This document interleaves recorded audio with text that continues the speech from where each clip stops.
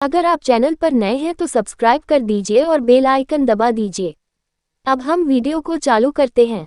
एक बार एक शिकारी शिकार करने के लिए जंगल में पहुंचा। उसने अपने तीर पर बहुत ही खतरनाक जहर लगाया और शिकार को निशाना बना करके उसने तीर को छोड़ा, लेकिन उसका तीर चूक गया और तीर एक पेड़ पर जा लगा। वह पेड़ बहुत ही हरा भरा और बहुत सारे तोते उस पेड़ पर रहते थे। जैसे ही वह जहरीला तीर उस पेड़ पर जाकर लगा, वह पेड़ धीरे धीरे सूखने लगा और उस पेड़ पर जो भी तोते रहते थे वह एक एक करके उस पेड़ को छोड़कर जाने लगे। उस बड़े से पेड़ के कोट में एक बहुत ही बूढ़ा तोता रहता था जो बहुत ही धर्मात्मा और अच्छे मन का था। सभी तोते उस पेड़ को छोड़कर जाने लगे थे, लेकिन वह बूढ़ा तोता जाता था, दाना लेकर के आता और उसी कोट में आ करके बैठ जाता था, परंतु उस पेड़ को छोड़ने को तैयार नहीं था। बूढ़े तोते के साथियों ने कई बार आकर के उसे समझाया कि यह पेड़ सूख रहा है और किसी दिन गिर भी जाएगा, चलो किसी और पेड़ पर चल कर रहा जाए, परंतु वह बूढ़ा तोता वहां से जाने को तैयार नहीं हो रहा था। अब ये बात देवराज इंद्र तक पहुंची। उन्हें बताया गया कि एक तोता है, वह जिस पेड़ पर रहता है उस पेड़ पर एक जहरीला तीर लगने के कारण सूखने, गिरने और खत्म होने के कगार पर आ पहुंचा है, और एक बूढ़ा तोता अभी भी वहीं पर रह रहा है। वह दाना लेकर आता है और वहीं पर रहता है, जबकि उस जंगल में बहुत सारे पेड़ हैं, लेकिन वह उसी पेड़ पर रह रहा है।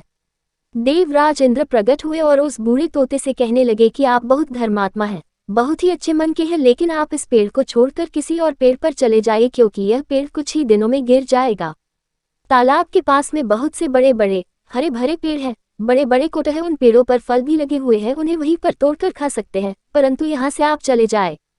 तोता बोला, माफ कीजिएगा, इस पेड़ ने मुझे जीवन दिया है, शिकारियों से मेरी रक्षा की है, हर मौसम में मेरे साथ रहा है, ये कोट मेरा घर है, यहाँ मैं पला बड़ा हूँ, इस पेड़ को मैं छोड़कर कैसे जा सकता हूँ?